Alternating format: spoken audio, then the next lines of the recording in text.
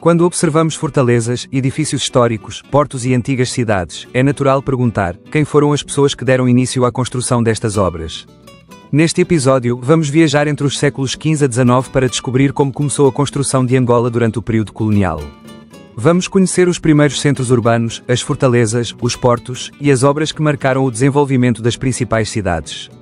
Também vamos falar sobre os reinos africanos que já existiam antes da chegada dos portugueses, os primeiros contactos entre diferentes povos e a forma como o crescimento das cidades foi acontecendo ao longo dos séculos. Ao longo deste vídeo, vamos percorrer várias províncias de Angola, mostrando como cada região possui uma história própria e como diferentes pessoas, comunidades e instituições contribuíram para erguer o país.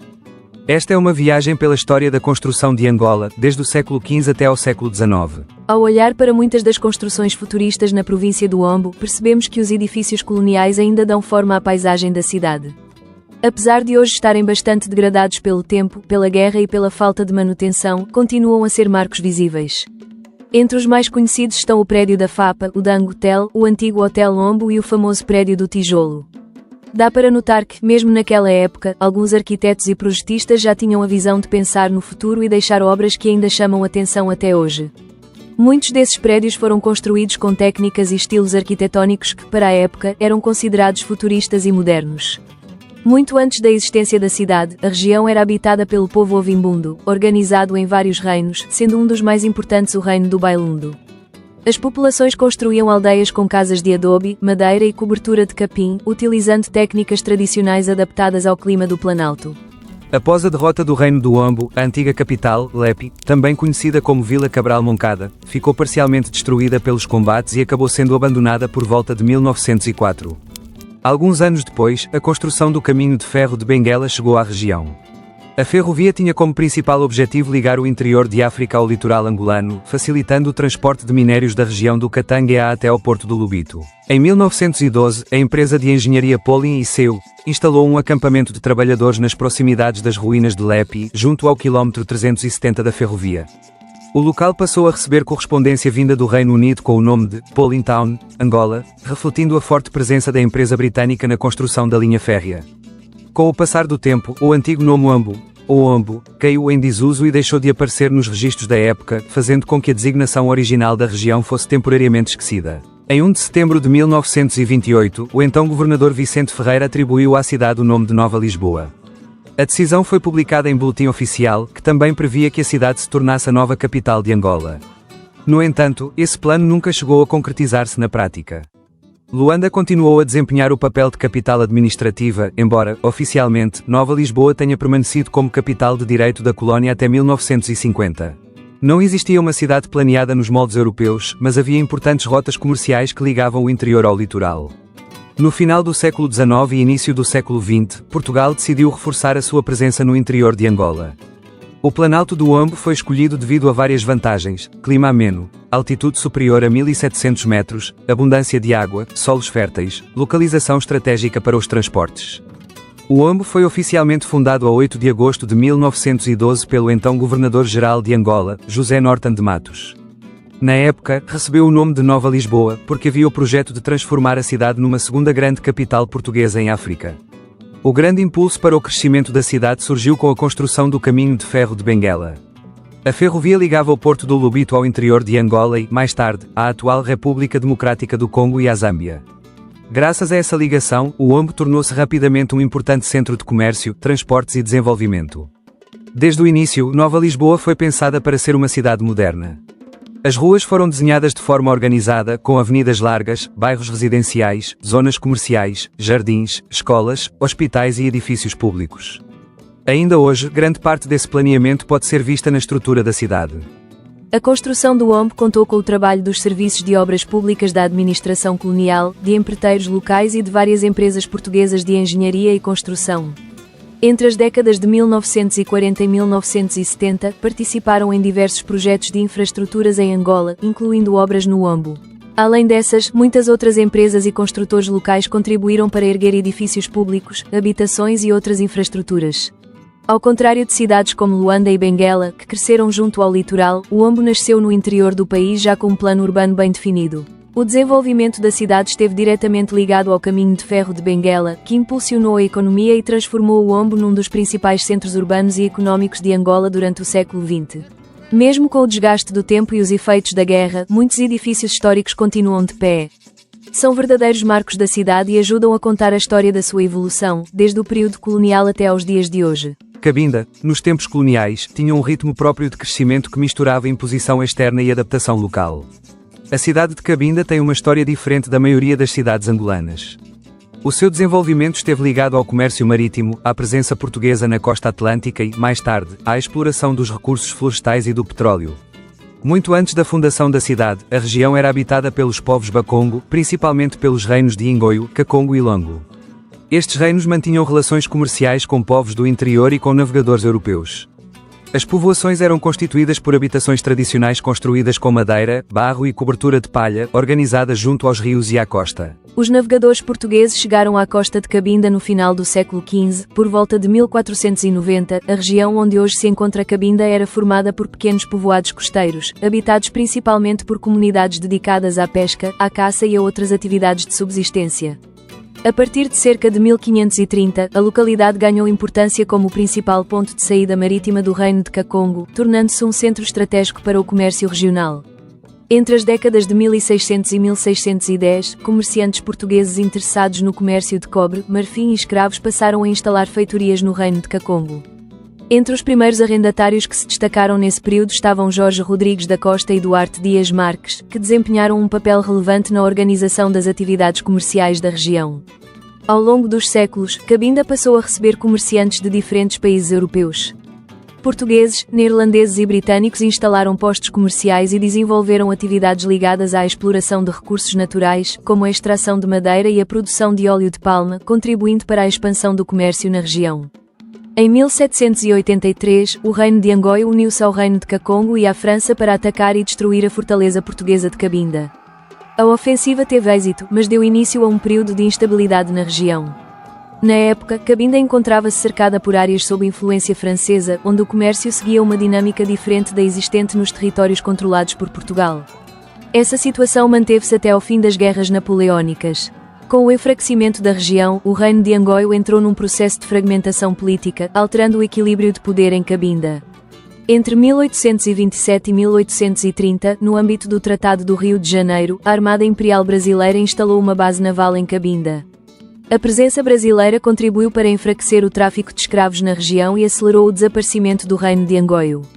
Nas décadas seguintes, o comércio de escravos entrou em declínio e acabou por desaparecer entre 1836 e 1847. A economia local passou então a concentrar-se em torno da fortaleza de Cabinda, onde cresceu um importante mercado portuário dedicado ao comércio de peixe, panos lubongo, sal e madeira. Em meados do século XIX, Portugal procurou reforçar a sua presença na região através de acordos comerciais. Em 1853 e 1854, enviou emissários para negociar com os três principais reinos de Cabinda. No entanto, a última reunião foi marcada por forte resistência dos líderes locais, obrigando a delegação portuguesa a regressar à fortaleza sem alcançar os resultados pretendidos. Nessa fase, não existia ainda uma cidade moderna. O Tratado de Simulambuco. Um momento decisivo ocorreu em 1 de fevereiro de 1885, com a assinatura do Tratado de Simulambuco entre representantes portugueses e chefes locais. O tratado estabeleceu um protetorado português sobre Cabinda, reforçando a presença administrativa da colónia. Após esse período, Portugal intensificou a construção de infraestruturas permanentes. No final do século XIX e início do século XX começaram a surgir edifícios administrativos, quartéis militares, escolas, armazéns comerciais, pequenas indústrias, mercados. O crescimento urbano concentrou-se junto ao porto natural, facilitando o comércio marítimo. O porto foi um dos principais motores do desenvolvimento da cidade. Mais tarde, tornou-se também essencial para a indústria petrolífera. Grande parte das primeiras obras foi executada pelos serviços coloniais de obras públicas e por empreiteiros portugueses. Nas décadas seguintes participaram empresas portuguesas de engenharia e construção. Dando uma volta pela cidade, encontramos vários edifícios históricos que preservam a arquitetura da sua época e revelam como a cidade foi sendo construída ao longo dos anos, como o Palácio do Governo Provincial de Cabinda. É um dos edifícios administrativos mais antigos e emblemáticos da cidade. Construído durante o período colonial, continua a servir como sede do governo provincial. Antiga alfândega e zona portuária. A A área do porto conserva edifícios administrativos do período colonial ligados ao comércio marítimo. Foi um dos primeiros núcleos urbanos da cidade. Antigas residências e edifícios administrativos coloniais. A partir da década de 1960, a descoberta de importantes reservas de petróleo alterou profundamente o desenvolvimento da cidade. Com o crescimento da indústria petrolífera, empresas internacionais também participaram na construção. Cabinda é uma das cidades angolanas cuja evolução urbana esteve mais ligada ao mar. Enquanto cidades como Ombo cresceram em torno da ferrovia e do Planalto, Cabinda desenvolveu-se a partir do seu porto e, posteriormente, consolidou-se como um dos principais centros da indústria petrolífera do país. As primeiras construções eram pensadas para servir à administração portuguesa, edifícios oficiais, quartéis, igrejas e casas para os funcionários coloniais. Tudo muito rígido, com traços europeus, tentando impor uma ordem que muitas vezes não dialogava com a realidade africana. Mas, ao redor desses espaços formais, crescia a vida popular, mercados improvisados, bairros informais, ruas cheias de movimento e sons que davam alma à cidade. Cabinda era estratégica, não só pela sua localização, mas também pelos recursos naturais. Isso fez com que os colonizadores investissem em infraestruturas ligadas ao comércio e à exploração, como portos e armazéns. Só que, enquanto se levantavam essas estruturas, a população local ia criando os seus próprios espaços de convivência, onde a cultura, a música e as tradições resistiam e se afirmavam. Huila, a história da construção da cidade do Lubango está diretamente ligada ao desenvolvimento do Planalto da Huila. Muito antes da chegada dos colonos portugueses, a região era ocupada por povos africanos, principalmente os Nyaneka-Umbe, que construíam as suas ombalas, utilizando técnicas adaptadas ao clima e aos materiais disponíveis, desenvolvendo também atividades agrícolas e de criação de gado. A presença europeia na região começou em 1627, quando uma expedição luso-espanhola, comandada por Lopo Soares Lasso, partiu de Moçambique em direção à Serra da Xela. Do alto da serra, os exploradores avistaram o Planalto da Huila e o extenso vale que fazia parte dos domínios do Soba-Calubango, conhecido na época como o País de Umbionene. A criação da Missão Católica da Huila marcou o início de uma nova fase de povoamento europeu na região. Pouco tempo depois, famílias Bores, lideradas por Jacobos Bota, fundaram a colónia de São Januário da Sâmpata, nas proximidades da missão. A colónia foi oficialmente inaugurada em 19 de fevereiro de 1882. Os colonos chegaram depois de uma longa e difícil viagem pelo deserto do Kalahari, conhecida como Durslend Trek. Muitas famílias não resistiram ao percurso, mas as que sobreviveram estabeleceram-se na Huila, onde desenvolveram a agricultura e a pecuária. Mais tarde, também fundaram uma colónia na Vila da Palanca, dando origem à comunidade conhecida como Angubós. Em 1884, uma nova leva de colonos, desta vez provenientes da Ilha da Madeira e liderados por José Augusto da Câmara Leme, chegou ao Planalto da Huila. O grupo instalou-se no local onde existia a antiga Ombala dos Moilas. No dia 19 de janeiro de 1885 foi fundada a colónia Sá da Bandeira, atual cidade do Lubango. Nesse mesmo ano, a 16 de setembro, madeirenses e bores uniram esforços para fundar a colónia de São Pedro da Xíbia. Com o crescimento da povoação, Lubango passou a ganhar importância administrativa. Em 1887 tornou-se uma administração autónoma e, em 1889, foi elevada à categoria de concelho. No ano seguinte, José Augusto da Câmara Leme foi nomeado chefe do concelho e, mais tarde, comandante militar da região. Nos primeiros tempos, instalaram-se na área atualmente conhecida como Barracões, onde ergueram habitações provisórias construídas em pau a pique e cobertas com capim. À medida que a colónia se consolidava, iniciou-se a edificação de uma cidade planeada, com ruas organizadas, praças, edifícios públicos, escolas e zonas residenciais. Foram construídos edifícios destinados ao funcionamento da administração colonial, como o Palácio do Governo, a Câmara Municipal, a residência do Inspetor da Colónia, além de escolas e outros serviços públicos que contribuíram para a organização da cidade. Um momento decisivo para o desenvolvimento urbano ocorreu em 1901, quando Sá da Bandeira passou a ser a sede do distrito da Huila. A nova função administrativa impulsionou investimentos em infraestruturas públicas, habitação e serviços, acelerando o crescimento da cidade. Nos primeiros anos da sua formação administrativa, a Huila viveu um período de grande instabilidade. A situação agravou-se em 1914, durante a campanha do Cubango-Cunene, um conflito relacionado com a Primeira Guerra Mundial. Nesse período, tropas alemãs atravessaram a fronteira e invadiram o sul de Angola, provocando confrontos que resultaram na morte de militares portugueses e de muitos habitantes locais. Após a retirada das forças alemãs, os combates continuaram. As autoridades portuguesas lançaram campanhas militares para reforçar o controlo da região, enfrentando os povos Inhaneca-Umbes, no Vale do Cunene, e os reinos Ovambos, que resistiam ao domínio colonial.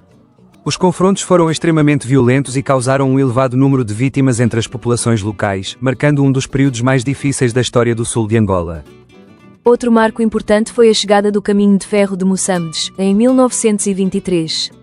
A ligação ferroviária entre Sá da Bandeira e o porto de Moçambique, atual Namibe, facilitou o transporte de pessoas, mercadorias, produtos agrícolas, gado e materiais de construção. Esta infraestrutura tornou-se um dos principais motores da expansão económica e urbana da cidade. Entre as décadas de 1930 e 1970, o Lubango viveu uma das suas maiores fases de crescimento. Nesse período foram construídos hospitais, liceus, escolas técnicas, hotéis, bairros residenciais, cinemas, edifícios comerciais, instalações desportivas e diversos serviços públicos. A arquitetura acompanhou as tendências da época, passando dos estilos coloniais tradicionais para edifícios de linhas modernas, muitos dos quais permanecem como património arquitetónico da cidade. Relativamente às empresas responsáveis por estas construções, sabe-se que várias construtoras portuguesas operavam em Angola durante o período colonial. A construção dos caminhos de ferro teve um papel fundamental no desenvolvimento das cidades do interior de Angola, pois facilitou o transporte de materiais de construção, equipamentos e mercadorias necessárias para a expansão urbana. No caso do Lubango, a ligação ferroviária permitiu uma maior circulação de recursos entre o litoral e o planalto da Huila.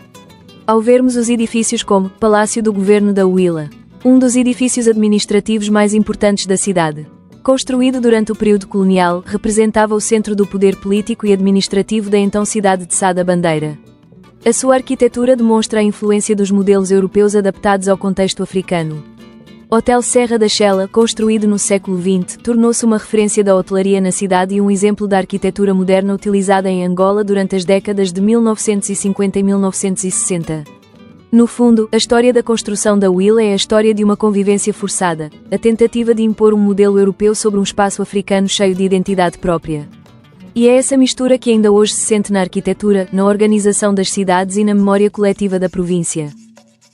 Bengo, a história da construção da cidade de Cachito, capital da província do Bengo, começa muito antes da criação da cidade moderna. A região já era habitada por comunidades africanas, principalmente povos Ambundo, ligados historicamente ao antigo reino do Indongo e às comunidades próximas do rio Dande. Essas populações já tinham as suas próprias formas de organização, agricultura e construção de aldeias, utilizando materiais encontrados na região, como madeira, barro e capim. Ao longo do século XIX, a região do Ambriz esteve no centro da disputa entre Portugal e a Grã-Bretanha pelo controlo da costa e do interior de Angola. Para reforçar a sua presença, Portugal promoveu expedições militares e reorganizou a administração da região em várias ocasiões. Em 1810 foi criado o Distrito dos Dembos, com sede em Quibaxe. Anos mais tarde, essa divisão administrativa foi extinta e integrada em Luanda. Em 1861, durante um período de maior tensão entre as potências europeias, Portugal voltou a reorganizar a região, criando o Distrito do Ambriz, com sede na Vila do Ambriz. No entanto, essa organização durou poucos anos antes de voltar a ser incorporada na administração de Luanda.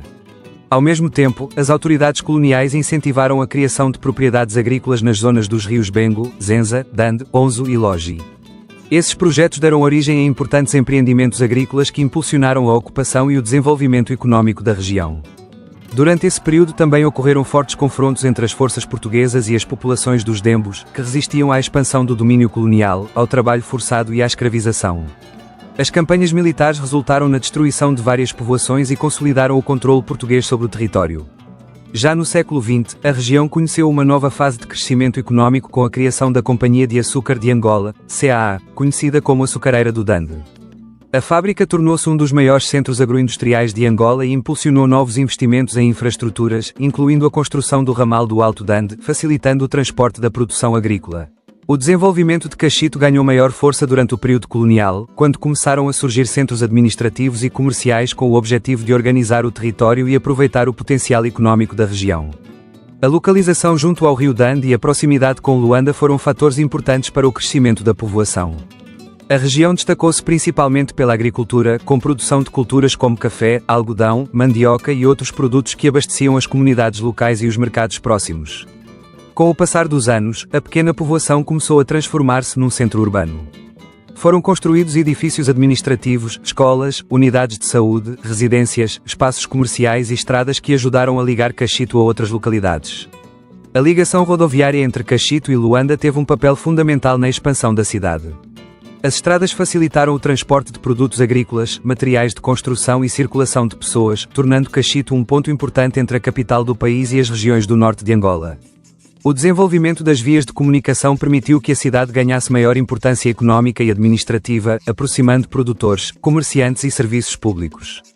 Entre as décadas de 1940 e 1970, Caxito começou a receber novas infraestruturas para acompanhar o crescimento da população e das atividades económicas.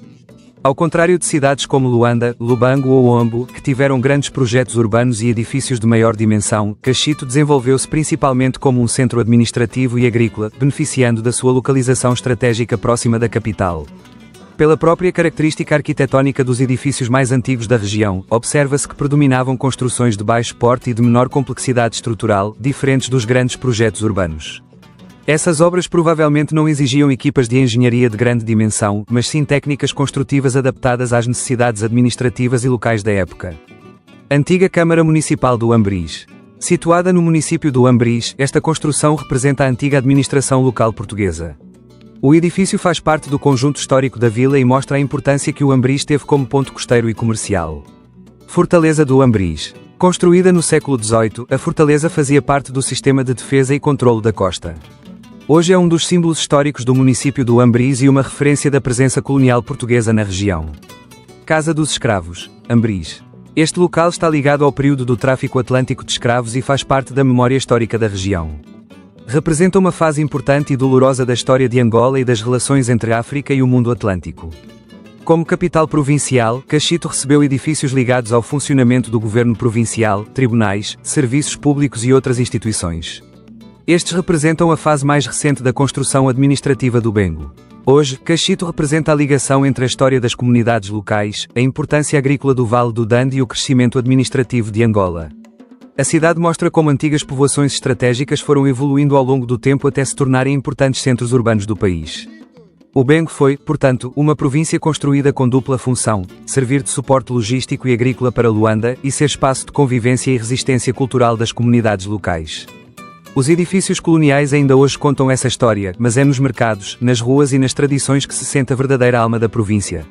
Kwanza Norte e Sul. Antes da formação da cidade como conhecemos hoje, esta zona já era habitada por povos Ambundo, ligados historicamente ao antigo reino do Indongo. Essas comunidades já possuíam as suas próprias formas de organização, produção agrícola e construção de aldeias utilizando materiais disponíveis na região. A ocupação administrativa da região que hoje corresponde à província do Kwanza Sul começou em 1769, junto à foz do rio Cabongo Ngunça. Por determinação do governador-geral de Angola, Francisco Inocêncio de Sousa Coutinho, foi construído um forte presídio chamado Novo Redondo, dando início a uma presença colonial mais organizada na área. O rio Cabongo Ngunça recebeu esse nome em homenagem ao soba local Ngunça Cabolo, uma das figuras importantes da região naquele período. Durante muitos anos, o território do Kwanza Sul passou por diferentes administrações, estando algumas vezes ligado ao distrito de Benguela e noutras sob a gestão dos distritos de Luanda e do Kwanza. Essa instabilidade administrativa contribuiu para que a região tivesse um desenvolvimento mais lento durante grande parte do período colonial. Somente no início do século XX a área começou a ganhar maior importância. Em 15 de agosto de 1914, o governador colonial Norton de Matos criou o distrito do Kwanza, estabelecendo a sua sede em Golungo Alto. A criação deste distrito fazia parte de uma reorganização administrativa e também representava uma forma de dar maior importância à região, que não seria integrada ao traçado do caminho de ferro de Luanda.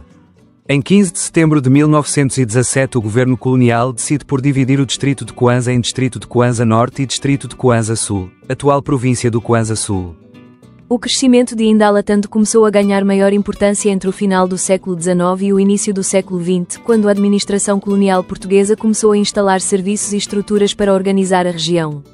Durante esse período, a cidade era conhecida como Vila Salazar. A localização da cidade, entre Luanda e o interior de Angola, ajudou no seu desenvolvimento. A agricultura teve um papel importante no crescimento económico da região, principalmente com a produção de café, que durante muitos anos foi uma das principais atividades agrícolas do Kwanza Norte. A melhoria das ligações ferroviárias e rodoviárias foi fundamental para o crescimento de Indalatando. Os caminhos de ferro e as estradas facilitaram a chegada de materiais de construção, máquinas, equipamentos e produtos necessários para o desenvolvimento da cidade. Com melhores ligações, Indalatando tornou-se um ponto importante de passagem entre Luanda e outras regiões do interior, permitindo o transporte de produtos agrícolas e a circulação de pessoas.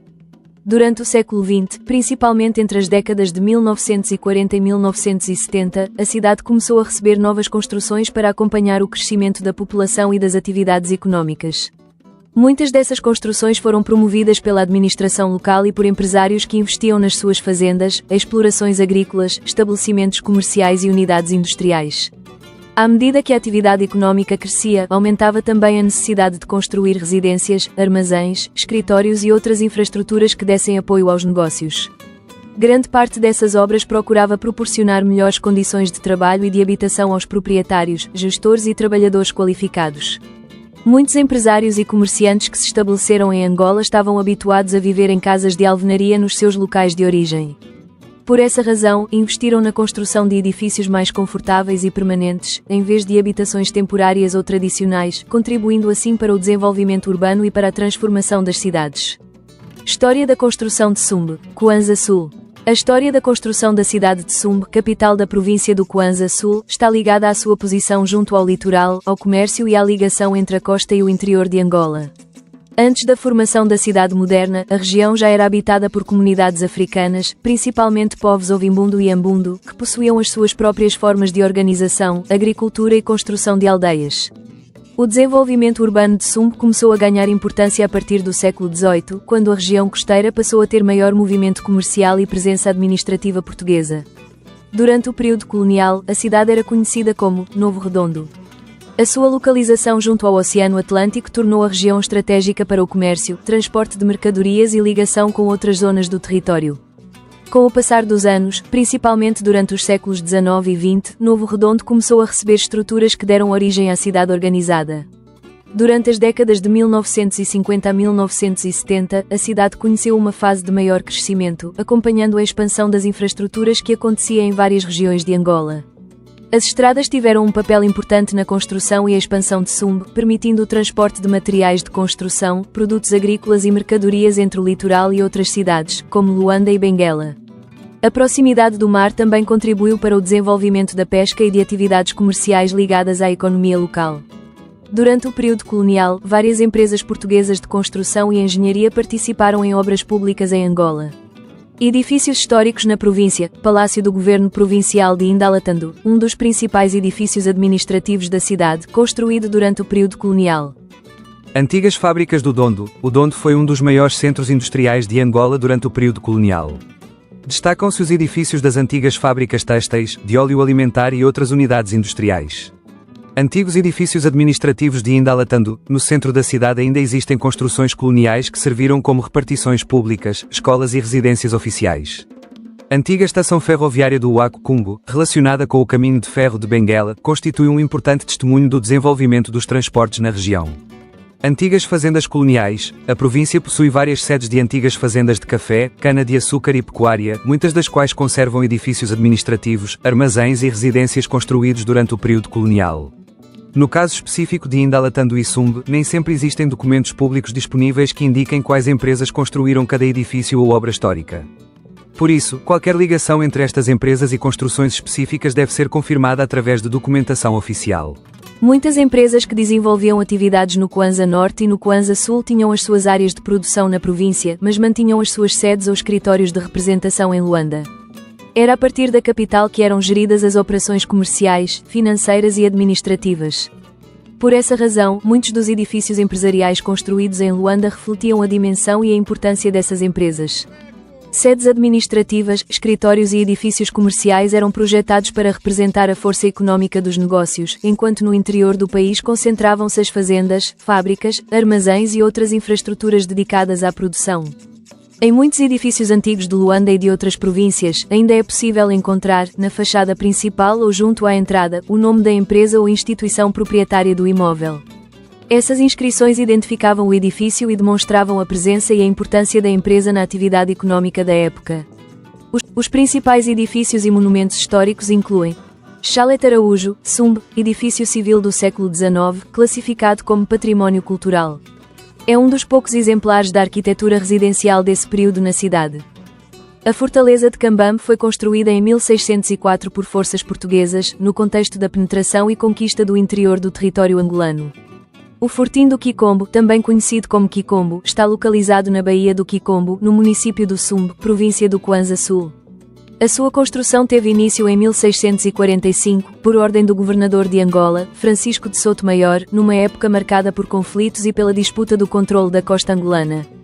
3 anos depois, em 1648, o Fortim passou por obras de reforço para melhorar a sua capacidade de defesa. Ao longo da sua história, o Fortim do Quicombo desempenhou um papel importante durante a ocupação neerlandesa de Luanda e também no período do tráfico de escravos. O local servia como ponto de apoio e entreposto, onde muitos africanos capturados eram reunidos antes de serem embarcados para outros continentes.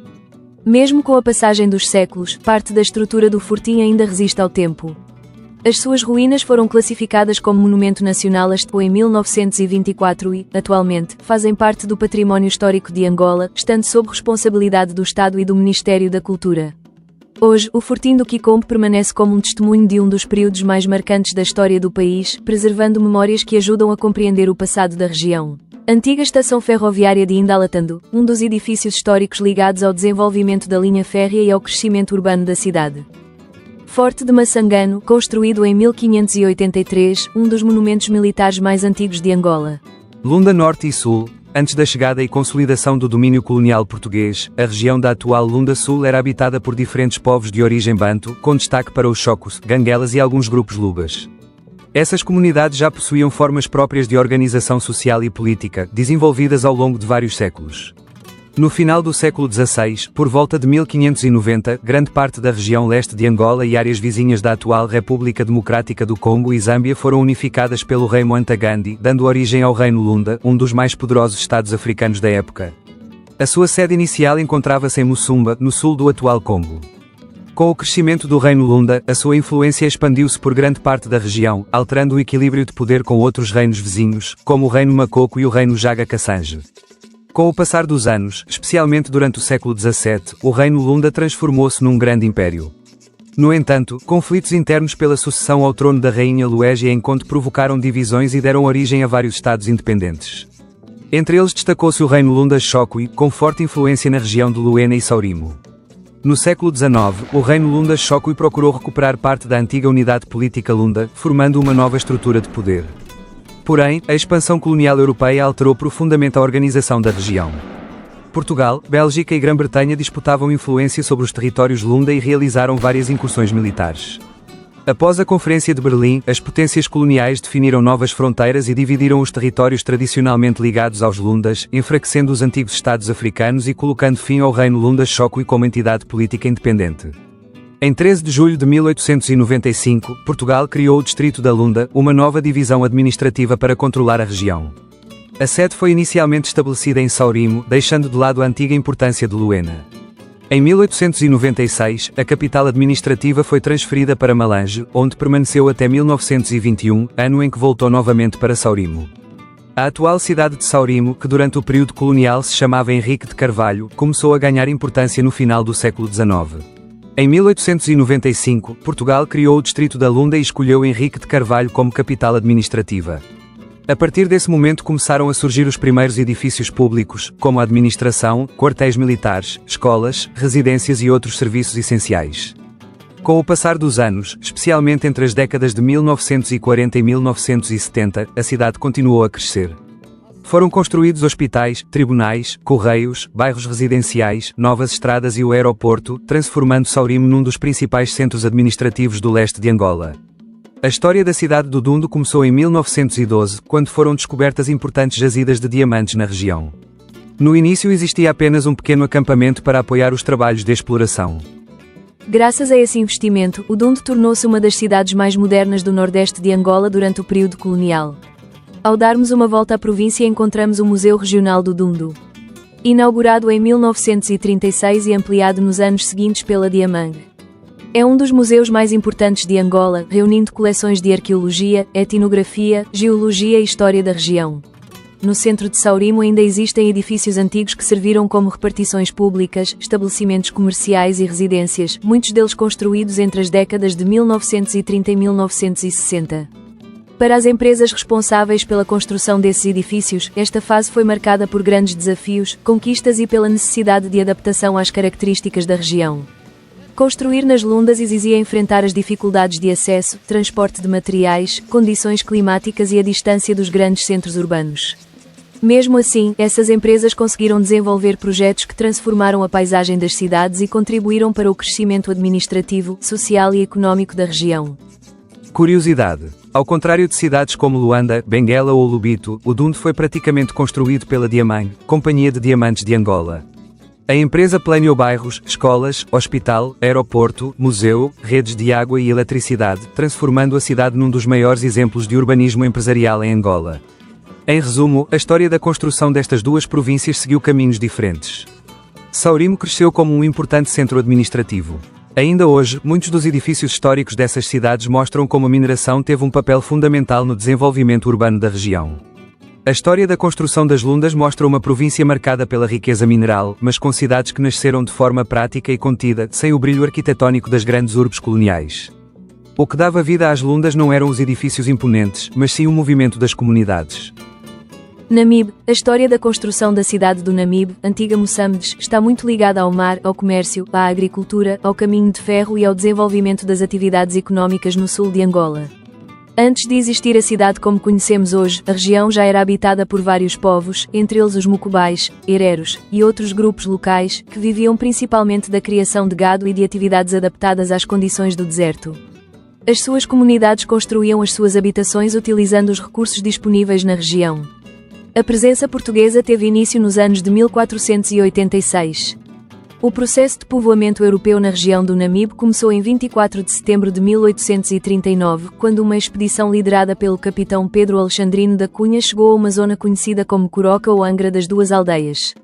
Ao chegar ao local, o capitão atribuiu-lhe o nome de Porto do Pinda, que mais tarde passou a ser chamado de Porto Alexandre, atual cidade do Tóboa. A expedição permaneceu cerca de 21 dias em Porto do Pinda, antes de seguir viagem para a Baía dos Tigres, onde chegou no dia 1 de novembro de 1839. A permanência nesse local foi curta, durando apenas 2 dias. No dia 4 de novembro de 1839, a expedição chegou finalmente à Baía do Namibe, local que viria a ganhar importância como um dos principais pontos de ocupação e desenvolvimento da região sul de Angola. Em 13 de agosto de 1840, o tenente Garcia conseguiu estabelecer um acordo de amizade e comércio com os Sobas Mussungo e Giraúl, líderes dos povos hereros que habitavam a região costeira. Esse acordo facilitou a presença portuguesa na área e permitiu o início da construção da fortaleza de São Fernando do Namibe. A construção da cidade começou no século XIX, fundada em 19 de abril de 1849.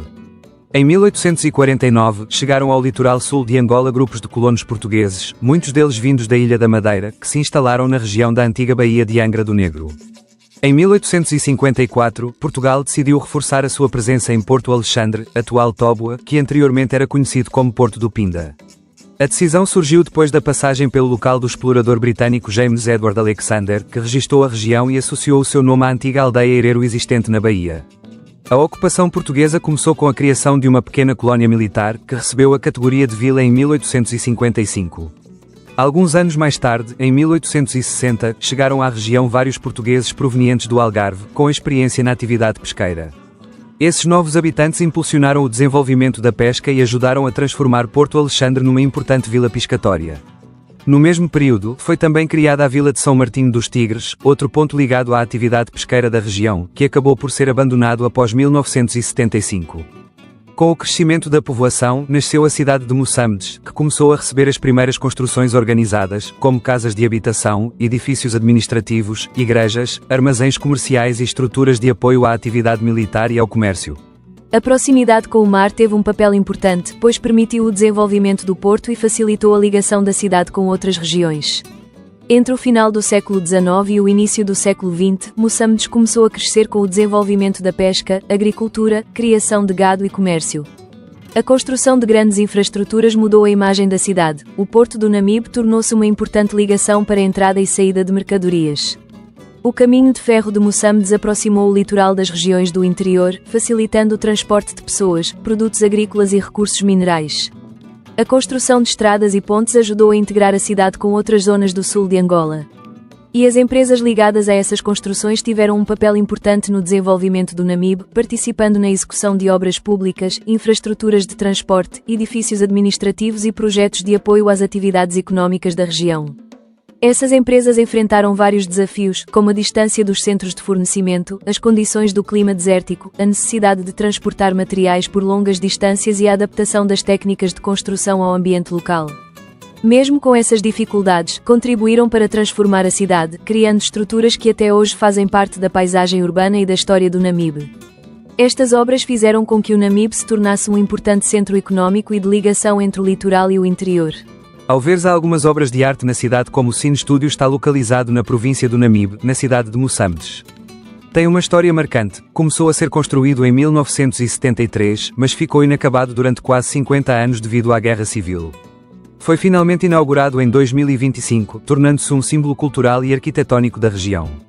Imagine poder mergulhar no passado e acompanhar o arquiteto enquanto criava o projeto daquele edifício futurista. Ver os primeiros traços no papel transformarem-se numa verdadeira obra de arte, com uma arquitetura inovadora para a época, seria como assistir ao nascimento de uma grande criação. A sua construção mostra como a arquitetura podia unir funcionalidade, estética e inovação, deixando uma obra que continua a despertar curiosidade e admiração até aos dias de hoje. A construção destes edifícios e infraestruturas envolveu empresas, empreiteiros e profissionais ligados à engenharia, obras públicas, transporte e comércio.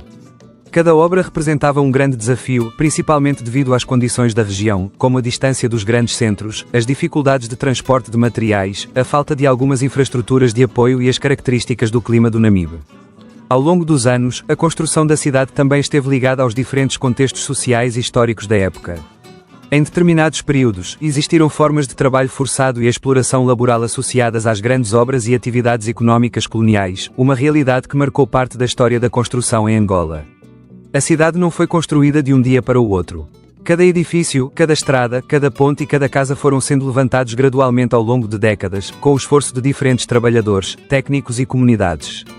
Foi através dessa sucessão de pequenas e grandes obras que se formou a cidade do Namibe que conhecemos hoje, com uma arquitetura que guarda marcas de diferentes períodos da sua história. O Namibe, diferente de Luanda ou Huambo, não se destacou por grandes edifícios imponentes, mas sim por uma construção prática e adaptada ao ambiente árido. A cidade cresceu como ponto de encontro entre o mar e o deserto, entre o colonial e o africano, criando uma identidade própria que ainda hoje se sente nas ruas e na arquitetura. Zaire, a história da construção das cidades da província do Zaire está ligada a uma das regiões mais antigas de Angola. Antes da chegada dos portugueses, esta área já era um importante centro político e cultural do Reino do Congo, com Imbanza Congo como capital. Muito antes das construções em cimento e pedra que conhecemos hoje, as comunidades locais já construíam as suas habitações utilizando materiais disponíveis na região, como madeira, barro, capim e outros recursos naturais.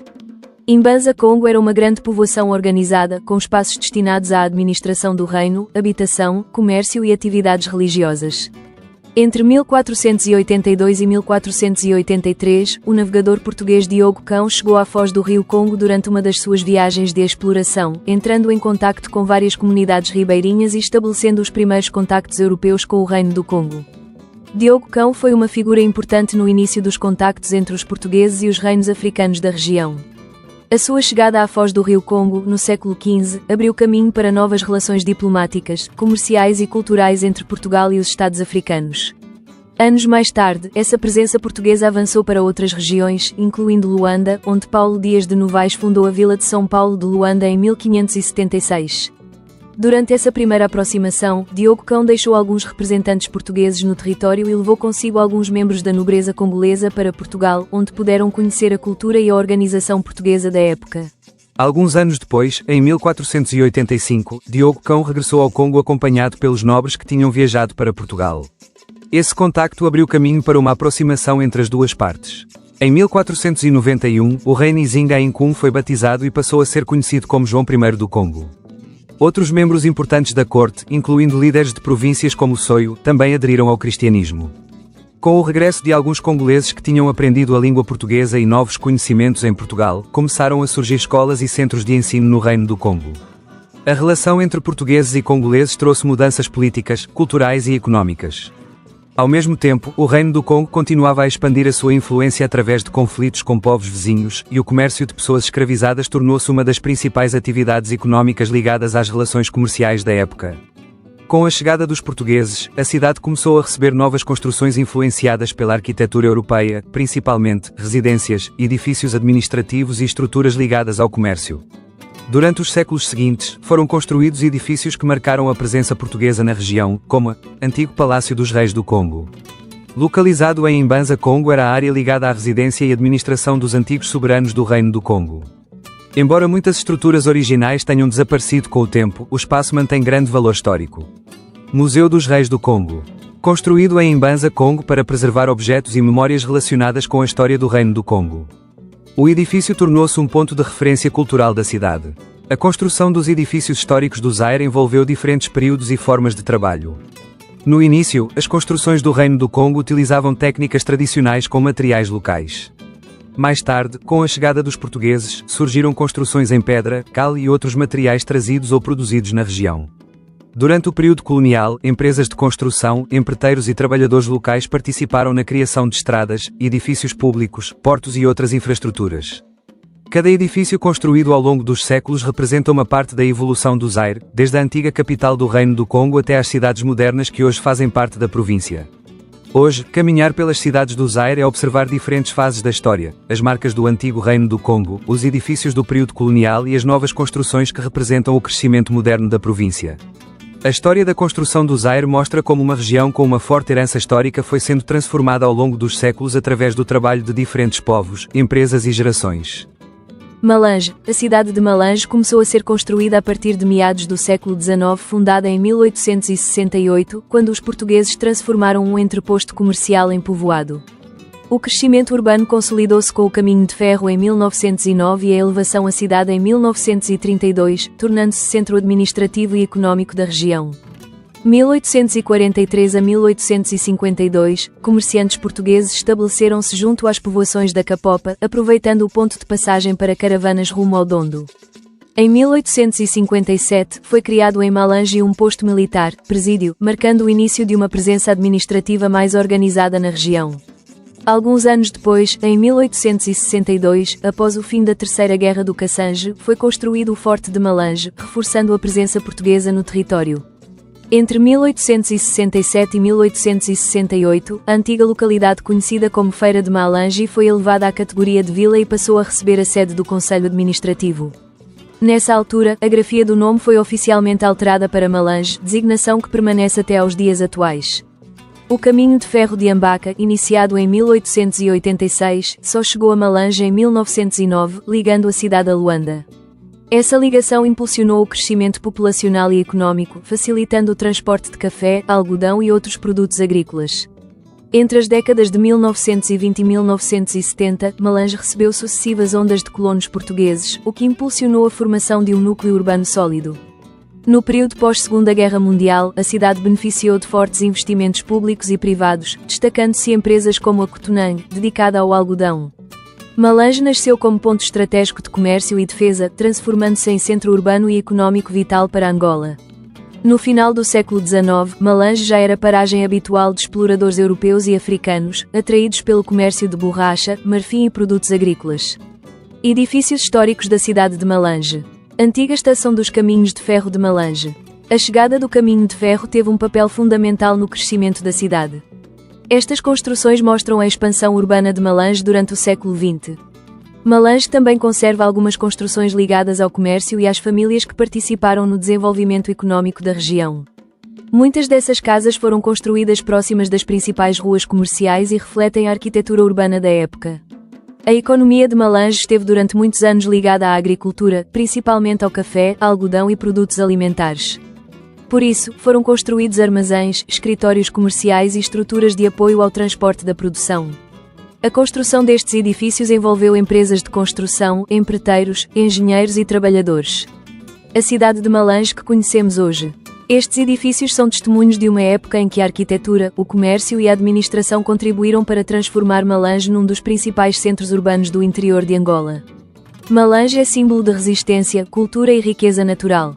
Da Rainha Nizinga, hoje, continua a ser um espaço estratégico para a agricultura, turismo e memória histórica. Mochico. A cidade de Luena, capital do Mochico, nasceu como um posto militar português em 1895, evoluiu para Vila Luso em 1922 com a chegada do caminho de ferro de Benguela, e foi elevada à cidade em 1956. Após a independência, em 1975, recebeu o nome atual, tornando-se centro administrativo e estratégico no leste de Angola. Conhecida inicialmente pelo nome de Região Loval, o primeiro português que viajou de Benguela para as terras mochiquenses foi José de Assunção e Melo, em missão comercial, em 1794. A ocupação portuguesa efetiva da região do Mochico ocorreu apenas em março de 1895, depois da assinatura do acordo que estabeleceu o protetorado Lunda-Chocum. A expedição foi liderada pelo tenente-coronel Trigo Teixeira, que tinha como missão reforçar a presença portuguesa e organizar a administração do território. Durante essa campanha, o militar transferiu definitivamente o antigo núcleo do Mochico Velho para a área onde atualmente está localizada a cidade do Luena, que passou a assumir maior importância administrativa na região. Um dos últimos reinos da área a resistir ao avanço colonial português foi o Reino da Bundalândia. A sua resistência terminou em 1914, após a derrota do rei Mu em Bando Capova I, consolidando o domínio português sobre grande parte do território do Mochico. Ali nasceu também uma colónia penal agrícola, que com o tempo virou a Fortaleza Ferreira de Almeida. A cidade foi fundada em 15 de setembro de 1917. Com a chegada do caminho de ferro de Benguela, entre 1913 e 1922, tudo mudou. O comboio trouxe movimento, comércio e novas oportunidades. Em 1922, o povoado foi transferido para junto da linha férrea e ganhou o nome de Vila Luso, em homenagem a uma vila em Portugal. A partir daí começaram a surgir edifícios administrativos, bairros para os ferroviários e outras infraestruturas coloniais. A cidade crescia com aquele traçado em grade, típico das construções ligadas ao caminho de ferro. Depois, veio a independência de Angola em 1975. O nome Vila Luso ficou para trás e nasceu oficialmente o Luena, inspirado no rio que atravessa a região. Assim, a história da construção da cidade do Mochico, Luena, é marcada por militares, comboios e muita resistência, até se tornar o coração do leste angolano.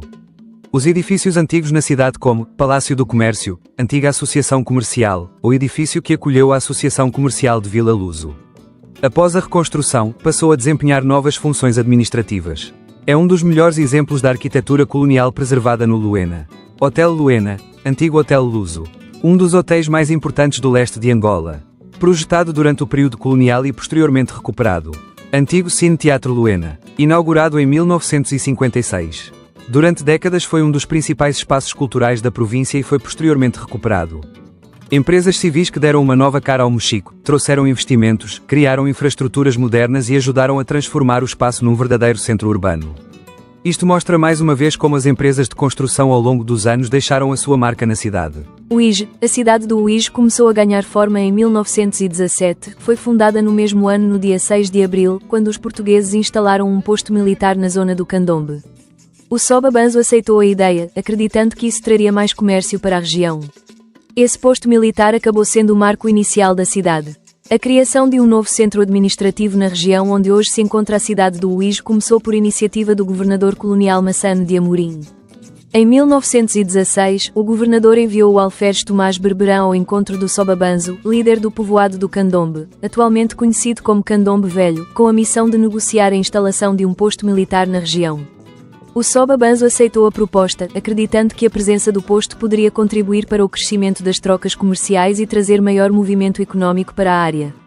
Com essa autorização, foi construído um posto militar avançado, dando início ao desenvolvimento da futura cidade do Uíge.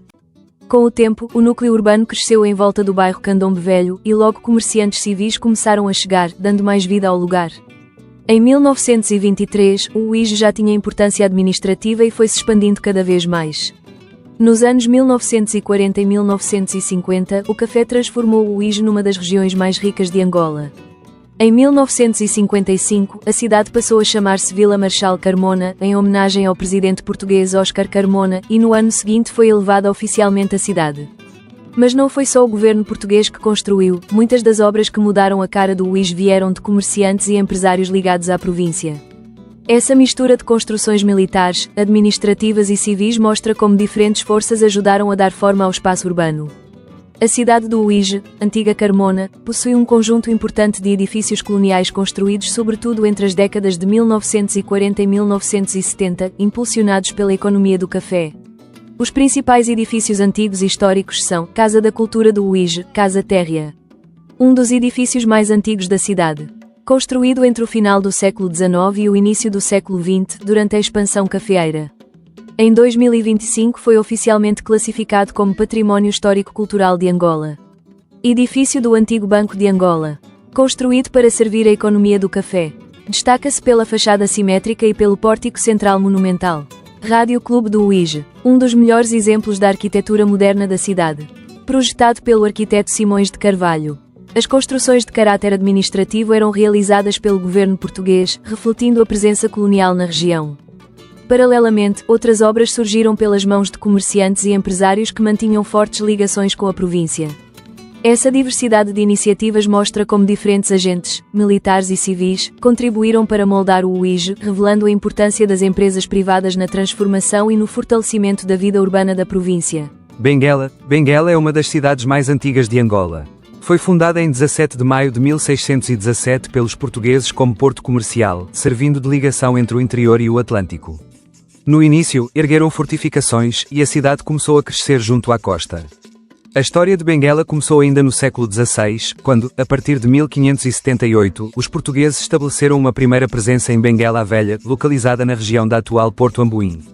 Essa ocupação marcou o início da expansão portuguesa para o sul de Angola e da exploração comercial da região. A fundação da atual cidade de Benguela aconteceu algumas décadas depois.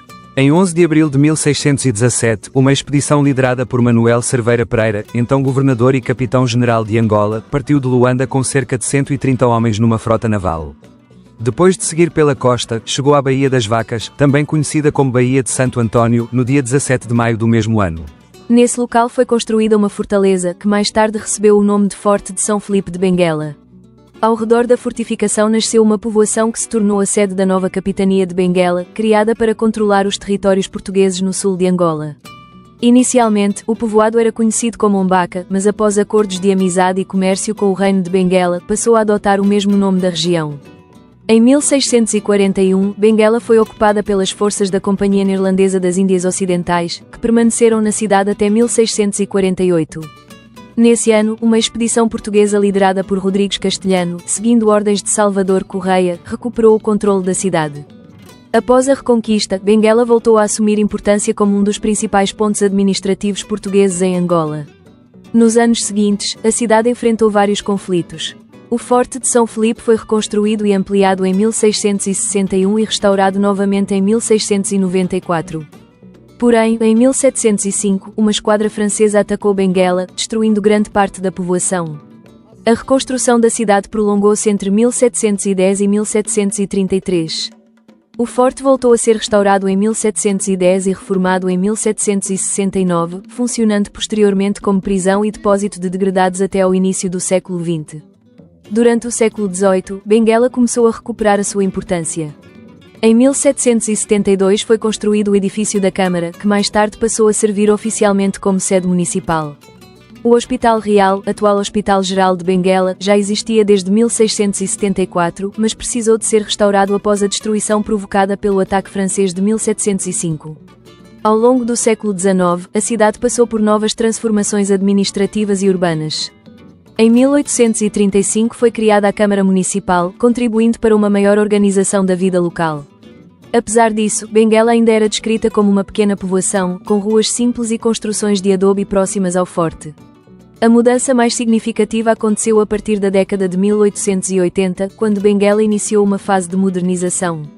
A cidade ganhou novas avenidas, jardins, praças, iluminação pública e melhorias nas infraestruturas.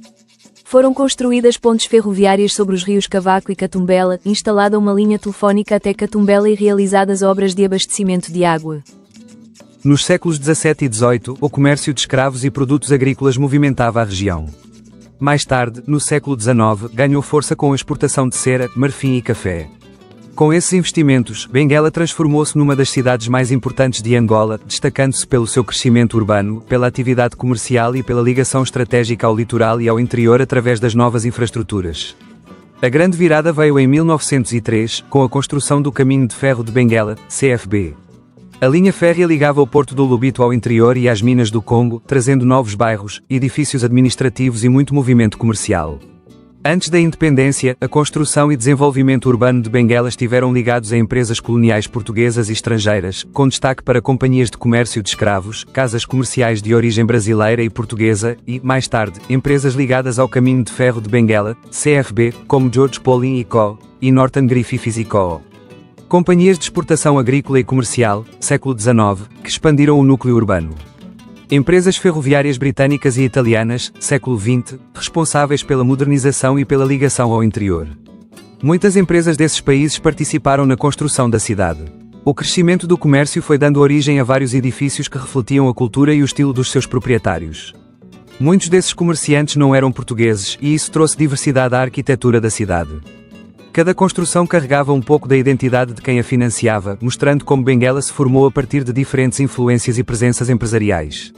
Ao dar uma volta ao Museu Nacional de Arqueologia, antiga alfândega armazém de escravos, um dos edifícios mais antigos de Benguela, construído entre os séculos XVII e XVIII, serviu como entreposto do comércio de escravos e, posteriormente, como alfândega. Palácio da Associação Comercial, Palácio das Bolas. Edificado entre as décadas de 1920 e 1940. Destaca-se pela sua arquitetura monumental e pelas esferas ornamentais no topo da fachada, que lhe deram o nome popular de Palácio das Bolas. Palácio Velho. Construído no século XVIII, foi residência de governadores e acolheu diversos serviços públicos ao longo da história. É considerado um dos melhores exemplos da arquitetura civil antiga de Benguela. Cine Monumental, construído na década de 1950. Foi durante muitos anos o principal cinema da cidade e continua a ser uma referência arquitetónica. Cine Calunga, um dos maiores cinemas ao ar livre de Angola. Tornou-se um marco cultural de Benguela na segunda metade do século XX. Largo da Peça, praça histórica onde se encontra um antigo canhão, símbolo da defesa da cidade. É um dos locais mais emblemáticos do centro histórico de Benguela. Estação dos Caminhos de Ferro de Benguela. Ligada ao histórico Caminho de Ferro de Benguela, desempenhou um papel fundamental no desenvolvimento económico da região e do interior de Angola. Além destes edifícios, Benguela conserva diversas casas coloniais, antigas repartições públicas, escolas e edifícios comerciais dos séculos XIX e XX, especialmente nas zonas da Baixa da cidade, junto à Marginal e às ruas próximas da Praça da República. Esses imóveis testemunham a importância de Benguela como um dos principais centros comerciais e administrativos de Angola ao longo de mais de 4 séculos. Muitas dessas empresas e empresários, hoje praticamente esquecidos e no anonimato, desempenharam um papel decisivo na construção da Angola antiga e contemporânea. As obras que deixaram, mesmo após décadas ou séculos, continuam a revelar a dimensão da sua visão, da sua capacidade técnica e da grandiosidade dos seus projetos. Cada edifício preservado conta um capítulo da história do desenvolvimento do país e do legado daqueles que ajudaram a moldar as cidades angolanas. Bié. A história da região do Bié começou a ganhar novos contornos a partir do século XVII, quando comerciantes portugueses chegaram ao Planalto Central e estabeleceram relações comerciais com os povos locais. As principais atividades estavam ligadas ao comércio de escravos, marfim, cera de abelha e borracha. Durante os séculos XVIII e XIX, ocorreram vários conflitos entre comerciantes portugueses, chefes locais e reinos da região pelo controle das principais rotas comerciais. As disputas envolveram forças privadas ligadas ao comércio e grupos organizados dos povos do Planalto. Entre 1774 e 1778, Portugal entrou em confronto com os reinos do Bié e do Bailundo, conseguindo impor a sua influência sobre a região. Após esses conflitos, os povos do Planalto mantiveram um período de relativa estabilidade, continuando a participar no comércio regional. No final do século XIX e início do século XX, Portugal intensificou as suas campanhas militares para controlar definitivamente o Planalto Central.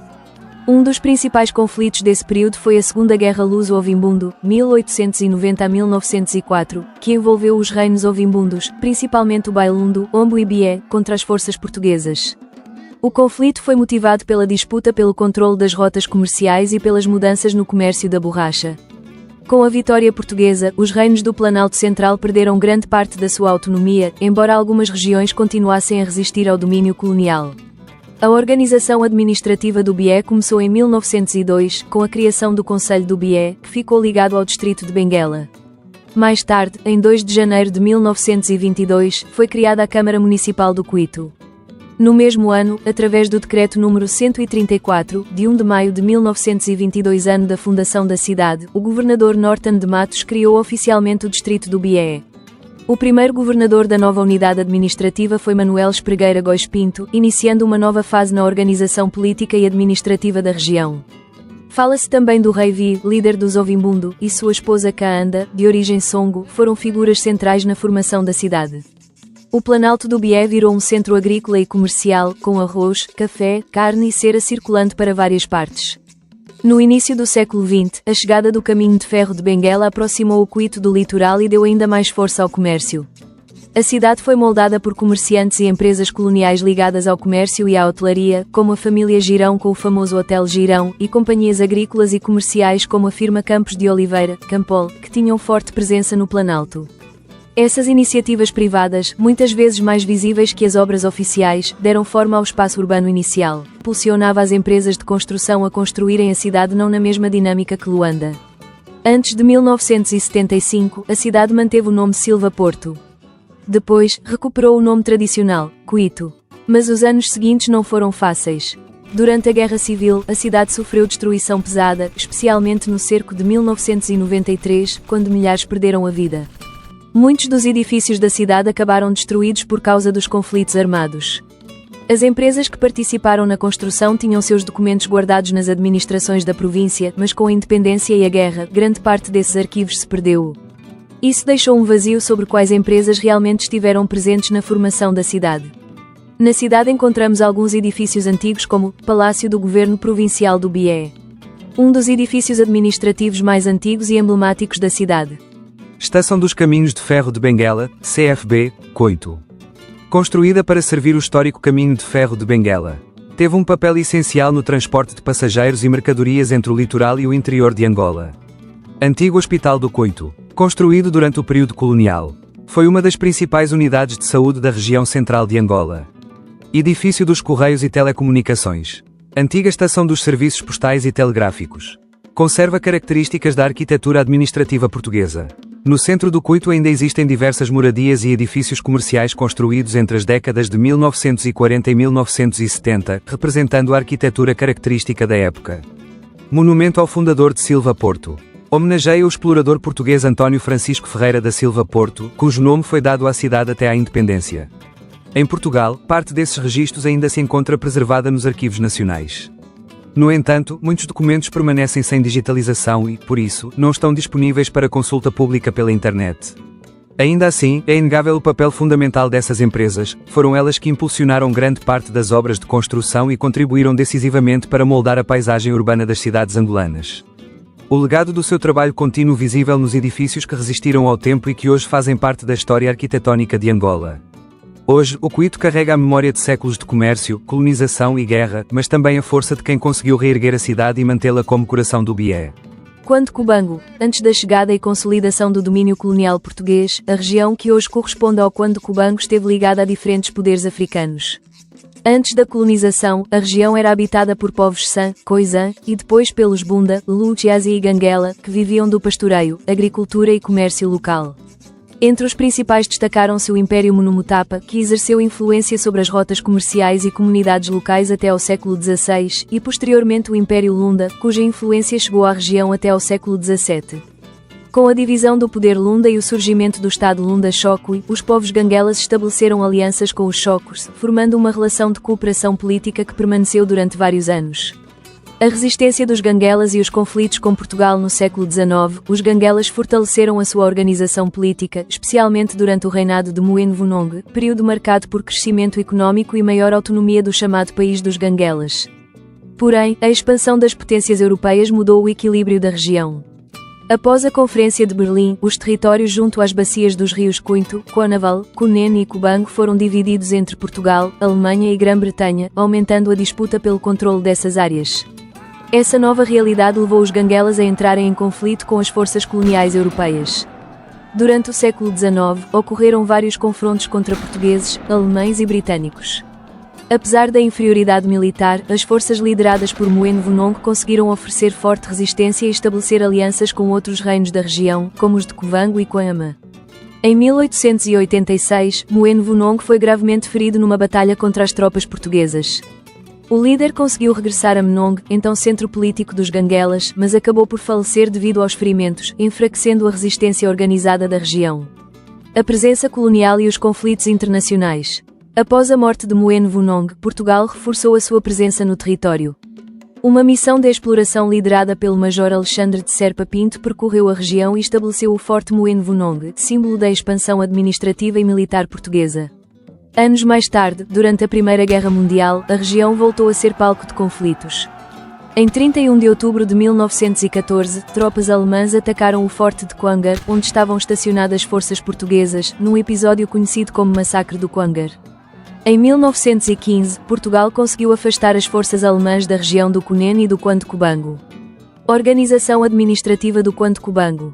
Em 1920, Portugal criou o distrito do Cubango e, no ano seguinte, a povoação de Serpa Pinto foi elevada à categoria de vila, tornando-se a sede administrativa do distrito. Em 1934, o distrito foi extinto, mas a região voltou a ganhar importância administrativa em 21 de outubro de 1961, quando foi recriado o distrito do Quando Cubango através do Diploma Legislativo Ministerial número 51. Na mesma data, Serpa Pinto foi elevada à categoria de cidade, passando a ser oficialmente a capital do novo distrito. A cidade de Menongue, antiga Serpa Pinto, capital da antiga província do Quando Cubango, possui um conjunto de edifícios históricos construídos principalmente entre as décadas de 1940 e 1970. Muitos foram danificados durante a Guerra Civil, mas vários continuam de pé ou foram recuperados. Os colonos portugueses ergueram edifícios administrativos e comerciais, enquanto comerciantes civis criavam armazéns e pequenas infraestruturas. Parte das construções da cidade foram feitas por militares. Em 1961, a província foi oficialmente criada com o nome Quando Cubango, tendo Menongue como capital.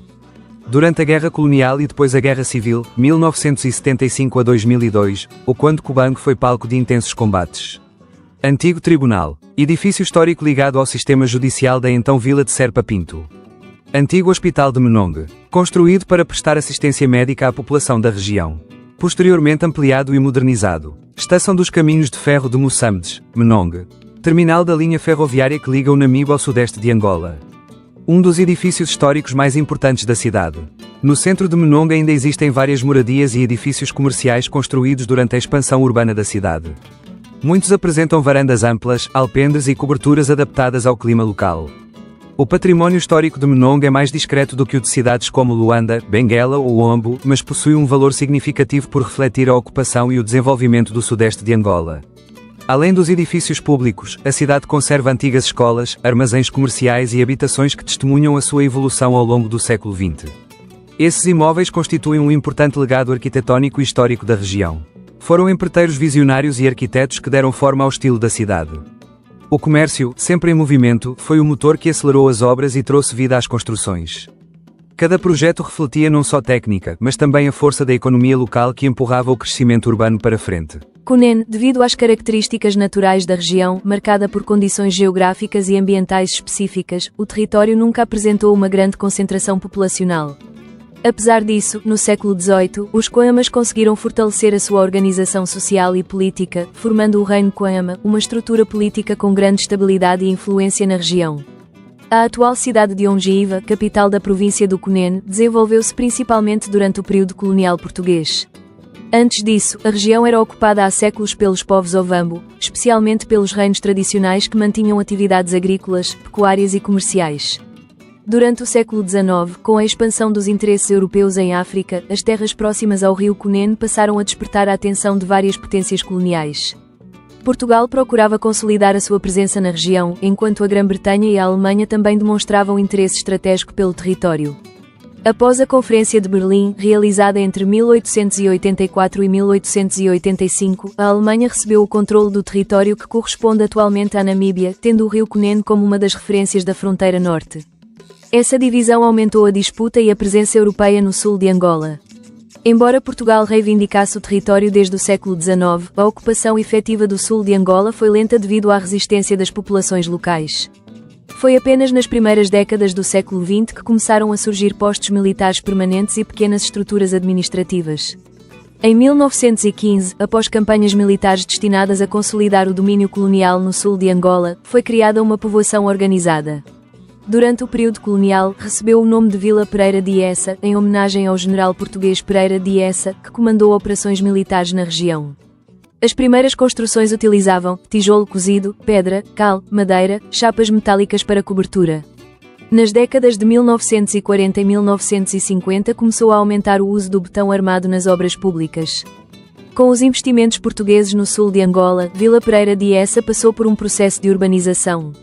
Empresas de construção. Até ao momento, não existem muitos registros oficiais que identifiquem todas as empresas privadas responsáveis pelas obras realizadas em Vila Pereira de Essa. Grande parte das construções era executada por serviços de obras públicas da administração colonial, empreiteiros portugueses, pequenas empresas locais, mão de obra angolana e portuguesa. Nas décadas de 1950 e 1960 também participaram empresas de engenharia provenientes de Portugal, responsáveis por escolas, hospitais, estradas e edifícios administrativos em várias regiões de Angola, incluindo o Sul. Em 1975, Angola tornou-se independente e Vila Pereira de Essa voltou a utilizar o seu nome tradicional, Ongiva. Nas décadas seguintes, a cidade continuou a crescer, sobretudo após o fim da Guerra Civil, com a construção de novos bairros, avenidas, hospitais, escolas e edifícios públicos. Antigo Hospital de Ongiva, edificado durante o período colonial, foi a principal unidade hospitalar da região antes da independência. Antigos postos administrativos do sul do Cunene, estruturas construídas para controlar e administrar a região fronteiriça. Alguns existiam em localidades como Xangongo, Ombala e Oumungo e outras áreas históricas. Antigas instalações militares de Ongiva. O Cunene teve grande importância estratégica devido à fronteira com a Namíbia. Quartéis e estruturas militares marcaram a evolução urbana da cidade. Complexo fronteiriço de Santa Clara. A fronteira terrestre Angola-Namíbia tornou-se um dos pontos económicos mais importantes do Sul. As antigas estruturas de controle fronteiriço fazem parte da história comercial da província. O Cunene não tem muitos grandes edifícios coloniais monumentais porque a região teve uma ocupação urbana diferente. Era uma zona de fronteira, administração militar, missões religiosas e pecuária. Por isso, o património histórico está mais ligado a postos antigos, missões, fazendas e estruturas estratégicas. Luanda. A história de Luanda começa antes da chegada dos portugueses. No século XVI, a região onde hoje se encontra a cidade fazia parte da área de influência do Reino do Indongo, um importante estado africano formado pelos povos Ambundo. O Indongo mantinha relações políticas e comerciais com o Reino do Congo e possuía uma organização própria, com autoridades, comunidades agrícolas e redes de comércio. Antes da presença europeia, os Ambundo já habitavam essa região, desenvolvendo atividades como agricultura, pesca e comércio.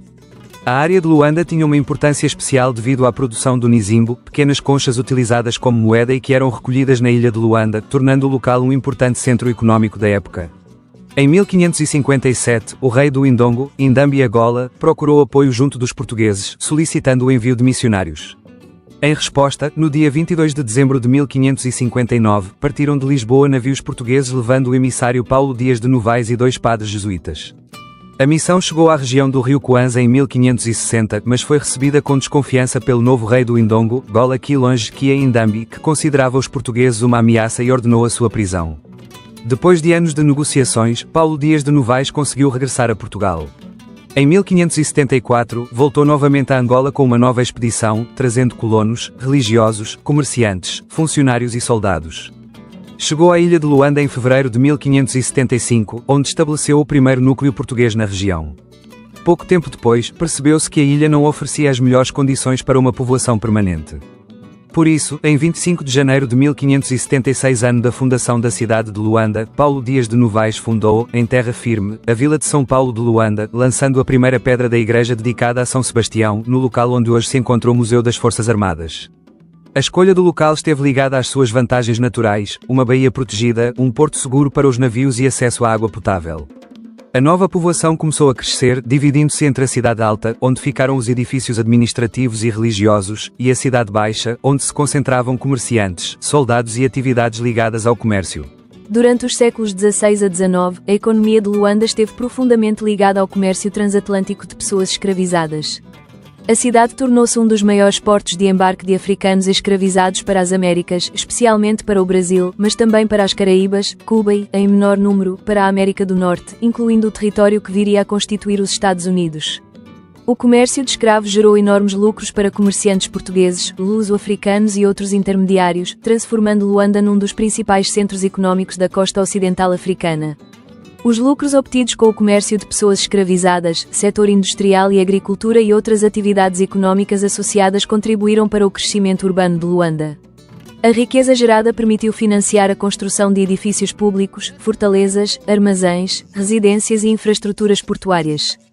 Com o passar do tempo, a cidade continuou a expandir-se. As construções erguidas em Luanda refletiam o dinamismo económico da cidade e a importância que ela assumia como principal centro comercial da colónia. Um dos locais mais marcantes desse período foi a Rua dos Mercadores, situada na Baixa de Luanda. Desde o século XVII, esta rua concentrava armazéns, casas comerciais e escritórios de comerciantes que negociavam marfim, cera, azeite de palma e, sobretudo, pessoas escravizadas. Muitos dos africanos capturados no interior de Angola eram conduzidos em caravanas até Luanda, onde permaneciam em barracões ou depósitos próximos da zona portuária, aguardando o embarque. Da Rua dos Mercadores e das áreas vizinhas da cidade, milhares de homens, mulheres e crianças eram levados até à Baía de Luanda. Ali eram embarcados em navios negreiros que atravessavam o Oceano Atlântico rumo ao Brasil, principal destino dos escravizados provenientes de Angola, bem como para Cuba, São Domingos, outras colónias das Caraíbas e, em menor escala, para os territórios da América do Norte que mais tarde formariam os Estados Unidos. Calcula-se que Angola tenha sido uma das maiores regiões fornecedoras de pessoas escravizadas para o continente americano durante mais de 3 séculos. No entanto, ao longo do século XIX, o comércio transatlântico de escravos começou a enfrentar uma forte oposição internacional. A Grã-Bretanha, que havia abolido o tráfico de escravos em 1807, passou a pressionar Portugal e outras potências europeias para encerrarem essa atividade, utilizando acordos diplomáticos e até a sua marinha para interceptar navios negreiros. Em 1836, a Rainha de Maria II assinou um decreto, elaborado pelo ministro Marquês de Sá da Bandeira, que proibiu oficialmente o tráfico de escravos a partir das colónias portuguesas, incluindo Angola. Embora o tráfico clandestino tenha continuado durante alguns anos, essa decisão marcou o início do fim do comércio negreiro em Luanda. Mais tarde, em 1869, Portugal aboliu oficialmente a escravidão em todo o seu império, incluindo Angola. Ainda assim, muitos antigos escravizados continuaram sujeitos a formas de trabalho obrigatório durante vários anos, situação que apenas desapareceria gradualmente com novas reformas legais nas décadas seguintes. Com o declínio do tráfico de escravos, a economia angolana começou a reorganizar-se. O comércio passou a concentrar-se em produtos como café, borracha, cera, marfim, óleo de palma, algodão e outros produtos agrícolas, abrindo caminho para um novo modelo económico baseado na agricultura, no comércio e, mais tarde, na exploração mineira e industrial. O fim do comércio de escravos representou uma profunda transformação na história de Luanda. A cidade deixou de ser conhecida principalmente como um dos maiores portos do tráfico atlântico de pessoas escravizadas e iniciou uma nova etapa de desenvolvimento económico e urbano. Contudo, esse passado permanece como uma das páginas mais marcantes da história de Angola e da própria cidade de Luanda, lembrando o sofrimento de milhões de africanos que partiram da Baía de Luanda em direção às Américas, muitas vezes sem nunca mais regressarem. O crescimento da população e das construções fez com que, em 1605, São Paulo de Luanda fosse elevada à categoria de cidade. Nesse período começaram a surgir importantes edifícios, o Palácio do Governador e estruturas administrativas que deram forma ao centro histórico da cidade. Para proteger Luanda, Portugal construiu importantes fortificações, como a Fortaleza de São Pedro da Barra, em 1618, e a Fortaleza de São Miguel, em 1634. Apesar dessas defesas, a cidade foi ocupada pelos neerlandeses em 1641, que permaneceram no controle da região durante 7 anos. A reconquista aconteceu em 1648, quando uma expedição liderada por Salvador Correia de Sá e Benevides, vinda do Brasil, chegou a Luanda e expulsou os neerlandeses. Após a vitória, a Fortaleza do Morro passou a chamar-se Fortaleza de São Miguel, e a cidade recebeu novamente o nome de São Paulo de Nossa Senhora da Assunção de Luanda. Após a guerra, Luanda encontrava-se bastante destruída. Muitas casas estavam danificadas e grande parte da população tinha desaparecido ou abandonado a cidade. Aos poucos, foram iniciadas obras de reconstrução e novos espaços urbanos começaram a surgir. No século XVIII, especialmente a partir de 1764, com a chegada do governador Dom Francisco Inocêncio de Sousa Coutinho, Luanda entrou numa nova fase de reorganização e desenvolvimento, com melhorias administrativas, urbanas e económicas que ajudaram a transformar a cidade no principal centro político de Angola. Nos primeiros anos, a cidade era pequena e concentrava-se junto à baía. Com o tempo foram sendo construídas fortalezas para proteger o porto. O porto passou a exportar produtos como óleo de palma, amendoim, marfim, madeira, algodão, café e cacau. Um dos grandes fatores para o crescimento da cidade foi a sua baía natural, protegida pela Ilha do Cabo. Essa característica facilitou a construção do porto e transformou Luanda num importante centro comercial, contribuindo para a expansão da cidade ao longo dos séculos. É por esse motivo que Luanda apresentava um número muito maior de edifícios e obras em comparação com as restantes províncias de Angola durante o período colonial. Como principal centro administrativo, económico e comercial da então província ultramarina portuguesa, a cidade concentra a maior parte dos investimentos públicos e privados. Foi em Luanda que se instalaram grande parte dos edifícios governamentais, fábricas, indústrias, bancos, armazéns, escritórios e infraestruturas portuárias, criando uma dinâmica económica muito diferente da observada nas restantes regiões do país. As empresas de construção também concentraram grande parte da sua atividade em Luanda. À medida que a cidade crescia, novos bairros iam sendo abertos e urbanizados, acompanhando a expansão da população e das atividades comerciais. Só depois desse desenvolvimento mais consolidado é que muitas dessas empresas passaram a executar projetos de maior dimensão noutras províncias de Angola. A concentração de edifícios históricos em Luanda demonstra a importância que a cidade tinha durante o período colonial.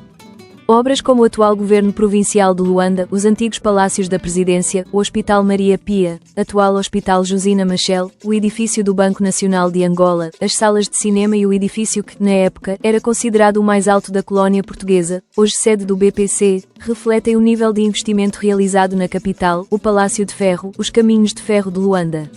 Estas construções evidenciam que as empresas envolvidas no desenvolvimento de Luanda possuíam maior capacidade técnica e experiência na execução de obras de grande dimensão.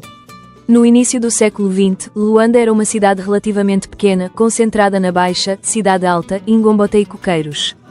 Com o crescimento da população, especialmente entre as décadas de 1940 e 1970, a administração colonial começou a expandir a cidade, na qual surgiram bairros como Cariango hoje, Talaade e no município do Kazenga, que são construções económicas. A região do atual Kazenga era composta por fazendas, terrenos agrícolas, pequenas povoações africanas, rios e zonas de mata. Décadas de 1950 e 1960. O crescimento de Luanda. Com o rápido crescimento de Luanda, milhares de pessoas migraram do interior para procurar trabalho, na qual outros bairros como São Paulo, Rangel, Viana, bairro Sambizanga, visto que ainda estava em processo de expansão, bairro Operário, Cacoaco, Benfica, Samba e outros bairros tiveram a sua história. Curiosidades. Em meados do século XIX, Luanda precisava de um hospital novo. Foi então que, a 17 de setembro de 1864, o governo português decidiu avançar com a construção do Hospital Maria Pia. O lugar escolhido tinha já uma certa história, o planalto onde estavam as ruínas do antigo convento de São José dos Terceiros Franciscanos. Muitas das pedras desse convento foram reaproveitadas para levantar o novo edifício, nada se desperdiçava. As obras arrancaram em julho de 1865, sob responsabilidade da Direção de Obras Públicas. Vários engenheiros militares portugueses passaram pelo projeto ao longo dos anos, entre eles Sousa Faro, Novaes Guedes Rebelo, João António Ferreira Maia e David Moraes Sarmento. Mas não foi um caminho fácil, houve paragens por falta de dinheiro e problemas administrativos, em especial nos anos de 1866 e 1877. O estilo escolhido foi o neoclássico, muito usado nas grandes construções portuguesas da época. O hospital foi colocado numa zona considerada arejada, nos arredores da cidade, acompanhando a expansão de Luanda para o sul. Depois de quase 2 décadas de avanços e recuos, finalmente, em 1 de julho de 1883, o hospital abriu as portas. Recebeu o nome de Hospital Dona Maria Pia, em homenagem à Rainha Maria Pia de Saboia, esposa do rei D. Luís I de Portugal. Assim nasceu um dos marcos da saúde em Luanda, fruto de persistência e de muitas pedras reaproveitadas de um convento antigo. Em 1977, o hospital passou a chamar-se Hospital Josina Machel, em homenagem à nacionalista moçambicana Josina Mutemba Machel, figura destacada da luta pela independência de Moçambique. Em 1981, o edifício foi classificado como Património Histórico Arquitetónico Nacional, reconhecendo o seu valor histórico e arquitetónico para Angola. Os arquitetos e engenheiros que ajudaram a construir Luanda. Ao longo da sua expansão urbana, a cidade de Luanda contou com a participação de diversos arquitetos, urbanistas, engenheiros e milhares de trabalhadores que contribuíram para a construção da capital angolana. Embora muitos edifícios erguidos durante o período colonial não tenham hoje a autoria claramente identificada, devido ao facto de grande parte dos projetos terem sido desenvolvidos pelos serviços de obras públicas, pelo Gabinete de Urbanização Colonial ou por gabinetes de engenharia, alguns profissionais destacaram-se pelas obras que deixaram na cidade. Entre eles encontra-se Vasco Vieira da Costa, 1911 a 1982, considerado um dos maiores nomes da arquitetura moderna em Angola. As suas obras procuravam adaptar a arquitetura ao clima tropical e às necessidades da vida urbana. O seu projeto mais emblemático foi o Mercado do Quinaxis, construído entre 1950 e 1953, uma das mais importantes referências da arquitetura moderna africana, infelizmente demolido em 2008. Além desta obra, participou no desenho de diversos edifícios residenciais e comerciais que marcaram a paisagem urbana de Luanda. Outro nome de grande importância foi o urbanista Fernão Simões de Carvalho, responsável por algumas das principais iniciativas de planeamento urbano da cidade nas décadas de 1960 e 1970. Entre os seus projetos destaca-se o bairro do Prenda, unidade de vizinhança número 1, concebido segundo os princípios do movimento moderno, privilegiando espaços verdes, equipamentos públicos e uma organização urbana inovadora para a época. Na arquitetura destaca-se Vasco Regaleira, autor do projeto do edifício do antigo Banco de Angola, atualmente sede do Banco Nacional de Angola. Inaugurado em 1956, o edifício tornou-se uma das construções mais incríveis da cidade, combinando elementos da arquitetura portuguesa com soluções modernas e monumentais. Também merece referência Galhardo Zilhão, arquiteto ligado ao Gabinete de Urbanização Colonial, que participou em diversos projetos públicos em Angola. Entre as suas obras conhecidas encontra-se a residência do diretor dos Serviços de Saúde do Hospital de Luanda, construída em 1947, além da colaboração em edifícios administrativos e outros equipamentos públicos. A história do Palácio da Cidade Alta em Luanda. O Palácio da Cidade Alta, hoje conhecido como Palácio Presidencial de Angola, é um dos edifícios que melhor representa a história política de Luanda. Ao contrário de muitas construções do século XX, que foram planeadas e erguidas de uma só vez, este palácio nasceu de uma longa transformação que atravessou vários períodos da história de Angola. A sua origem remonta aos primeiros séculos da presença portuguesa em Luanda. No início do século XVII, entre 1607 e 1611, foi construído um edifício que servia inicialmente como sede da Câmara de Luanda. Com o crescimento da importância da cidade, o espaço passou a ter uma função ainda mais importante. Tornou-se a residência e o local de trabalho dos governadores de Angola, entre 1621 e 1630. Naquela época, a Cidade Alta era o verdadeiro centro do poder em Luanda. Era nessa zona que estavam concentrados os principais edifícios ligados à administração, à religião e à defesa da cidade. O palácio fazia parte desse núcleo onde eram tomadas as principais decisões políticas e administrativas da colónia. Com o passar dos anos, o edifício foi sofrendo alterações. No século XVIII, durante o período das reformas promovidas pelo governo português de Sebastião José de Carvalho e Melo, conhecido como Marquês de Pombal, o antigo edifício passou por uma grande reconstrução. Em 1761, a estrutura foi modificada profundamente, recebendo características do estilo pombalino, uma arquitetura marcada pela organização, equilíbrio e imponência. Essa transformação tinha um objetivo claro: criar uma sede de governo mais adequada à importância que Luanda tinha adquirido naquela época. O palácio deixava de ser apenas um edifício administrativo e passava a representar a presença do poder na cidade. A construção e as várias reformas realizadas ao longo dos séculos envolveram muitos profissionais. Não existia uma única empresa responsável pela obra, como acontece atualmente. Participaram mestres de obras, engenheiros, técnicos ligados à administração colonial, artesãos especializados em pedra, madeira e ferro, além de trabalhadores africanos que tiveram um papel fundamental na execução dos trabalhos. Grande parte das obras públicas daquele período era realizada através dos serviços da própria administração colonial e de empreitadas locais. Por isso, muitas vezes, os nomes dos construtores e das pequenas empresas envolvidas acabaram por não ficar registados de forma clara na documentação histórica. Durante a década de 1940, o conjunto foi ampliado e modernizado, numa tentativa de adaptar o edifício às necessidades administrativas do governo colonial. Nessa fase, destacam-se os trabalhos associados ao arquiteto Fernando Batalha, responsável por uma reformulação importante do conjunto arquitetónico, integrando estruturas próximas como o antigo Palácio Episcopal e a Casa da Junta Real. Também aparece ligado a esta fase o arquiteto Alberto Braga de Sousa, associado ao projeto de ampliação aprovado em 1947.